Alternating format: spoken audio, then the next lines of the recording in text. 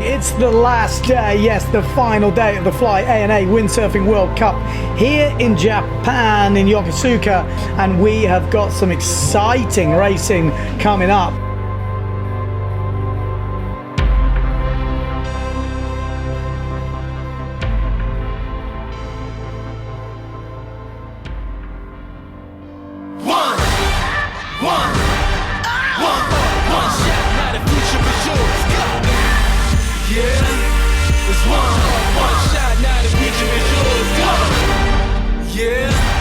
It's one shot, now the future is yours. Go!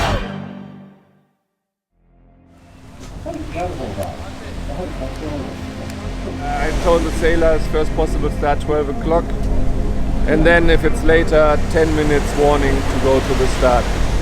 We are now setting the course. We are dealing with some shifting direction, so it's yeah, I think in about 5 minutes I will tell you if we're going to start or not. Yeah. All right.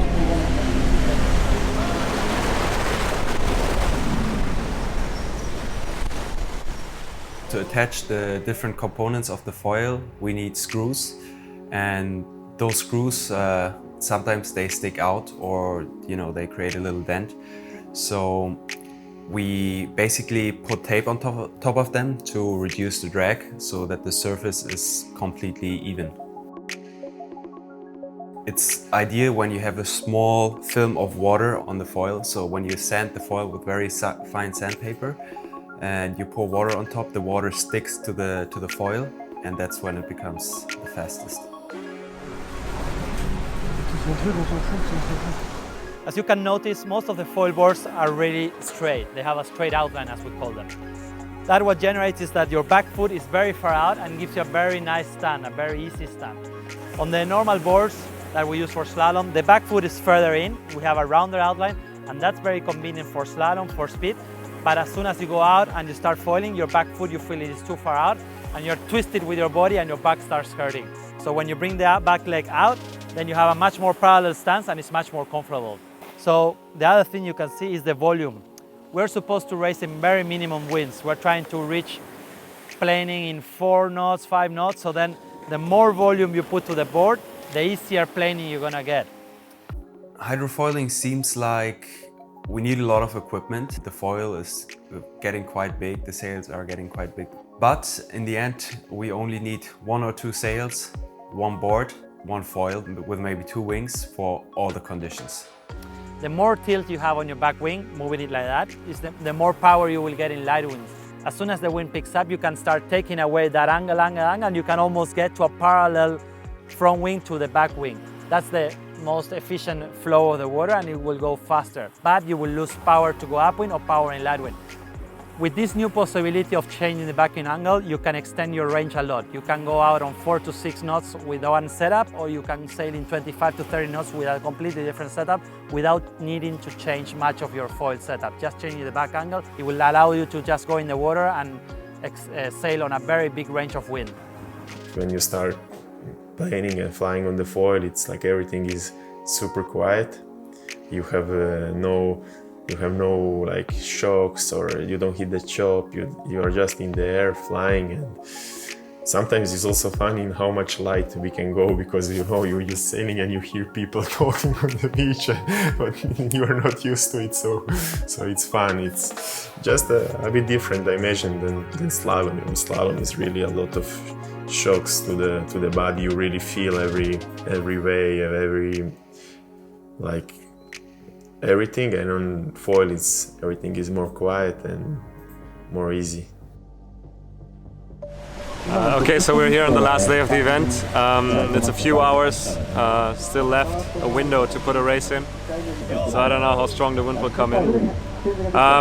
At the moment my standing is pretty good, but I still hope we race, because I mean that's what we do. That looks light.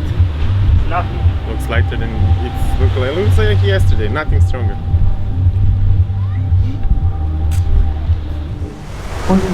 Not more than 5 at the moment.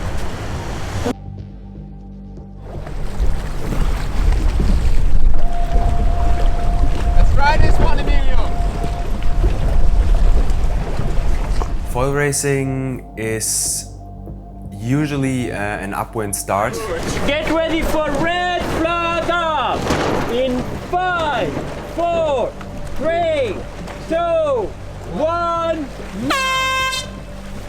But being an upwind start and being more people together on a tight line, it's likely that you can go early. You have to be very, very careful. There are no rules, so you have to be very careful all the time on the last 5 seconds that nobody's approaching you or trying to run on top of you.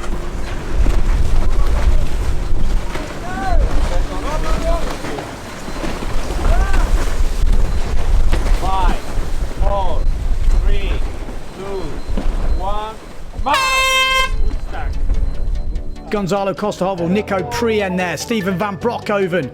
All those boys going down right down the port end. The guys at the boat got absolutely done. A really light patch near the boat, hardly getting going. A couple of guys tracking. That looks like Nico Prien on the NeilPryde, already coming this way. Enrico, Marotti, they're not going to be first round the mark. It's looking to me, best line at the moment, Thomas Goya, Nicolas Goya and Nicolas Prien are looking good. Thomas Goya, great jibe. Kieran Badlow, great jibe. Nico Prien in 3rd place. 4th place, it looks like Matthias Isaac. Then we've got, Sebastian Kördel, always there or thereabouts, the big German. Kieran Badlow, though, caught up a little bit on Thomas Goya here. Are we going to see an overtaking manoeuvre? Nico Prien having a much better race here with Matthias Isaac flying at the moment. Like I say, Finian Maynard, FMX Racing will be happy with this. Nico Prien with a really nice mark round him. Sebastian Kördel as well. Oh, he's had to drop off. There's a little bit of a line there where they've got headed, or maybe just not getting the lift. I don't know. Maybe that's a tactic. Thomas Goya still out in the lead, going left. Kieran Badlow just behind him. I don't think you're going to see any of these guys tack unless they're getting rolled. That's Nico Prien in 3rd place as far as I can work out. Sebastian Kördel in 4th. Thomas Goya. Nice little jibe there, just staying on the foil, keeping it nice and clean. Kieran Badlow behind him. Very safe jibe from him. Sebastian Kördel coming through now. Nico Prien has dropped back to 4th place. So Sebastian Kördel racing really well. Last year's vice foil world champion on the Pilot Tour. Good jibe from Prien. One more jibe to go. Any mistakes here will be massive. Here we go. That's where Kieran Badlow will be watching, but nothing. Not even a slight touch. Kördel on that big starboard. It's a chunky beast, that thing. NeilPryde. JP combo for Prien. Oh, a little bit of a moment there. He's got Alexander Cousin behind him. He can probably catch him. Oh, and he has got him. There we go. I was thinking the same thing. The jibe from Prien didn't look the best. And Alexander Cousin. But there we go. It's another win for Thomas Goya. What a great performance from the Frenchman. Before last year we were competing, only PW sailors, but this year some Aero 6 guys that they are taller and maybe only 20 kilo less than us, they were playing in no wind, but it's normal. I felt like that we have a big disadvantage in the tech compared to them, and that we lose some meters there. Because last year I remember if I see the guy tech second before, I tech and I gain. Here, no chance, man. You cannot go 1 second later than him, you will get fucked. Last year you could wait, he techs, you tech later and you gain. Now you cannot. But this is personally for me because I'm a bit heavy and really, really light. Like I need to pump 5, 6, 7 times to go on the foil, and then they pump 2, 3 times and they're already on the foil. Unfortunately, I did over early, which is a shame as I put a lot of effort. I was pumping a lot and I was sailing good. So we have a start watch, and ideally we have to cross the line at exactly 0. But sometimes you cross the line early and you do it over early. They should go like point at you like out or something,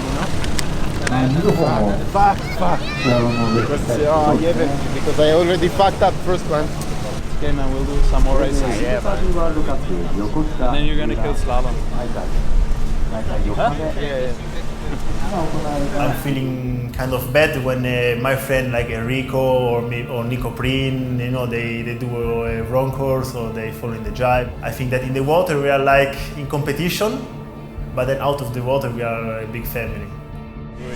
I had the fucking DMG on. I was like, hey man, I'm just gonna focus on my speed. And then, yeah, it worked out. Because before I was always caught up behind somebody. And then I pump and I fuck up my stance and everything. And then I was like, I'm just gonna focus on, you know, going fast, you know? Kind of worked out. Yeah. Keep it up, Enrico. It's not a problem to fail, you know. When you fail, you learn. But yeah, it's part of the game, and I try not to repeat it next time.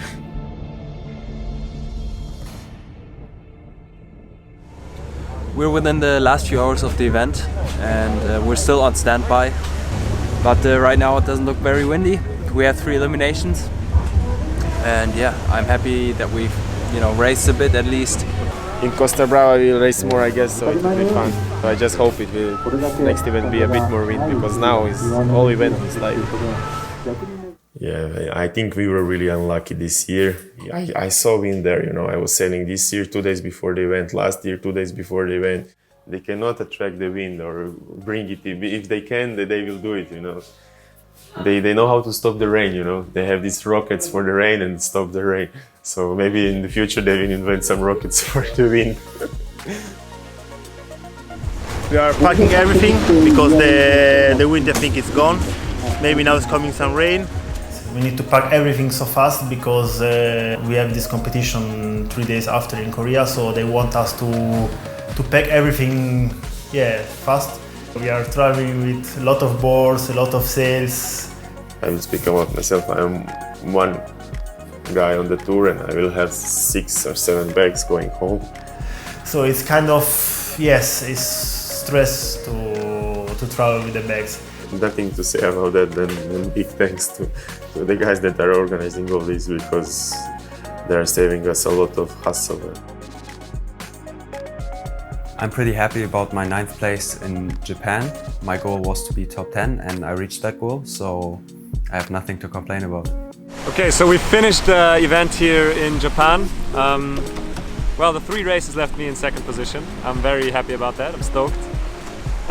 Always feels good, you know, first event of the year in foiling now, and I've shown that in slalom and in foiling I belong to the top guys in the world, and I'm proud of that.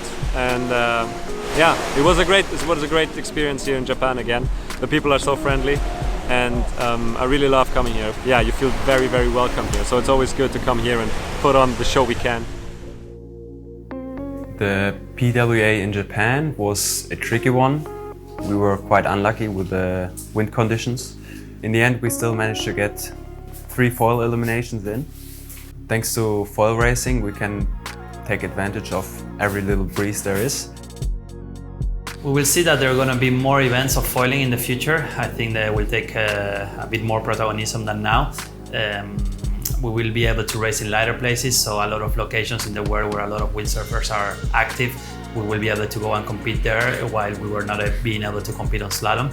So I think it will grow and grow, and so I think that next years we will see a bigger foil tour. And yeah, hope we come back next year, maybe with a bit more wind. And until then, now it's time for Korea. We pack up and we leave in Korea 3 days. Korea's on.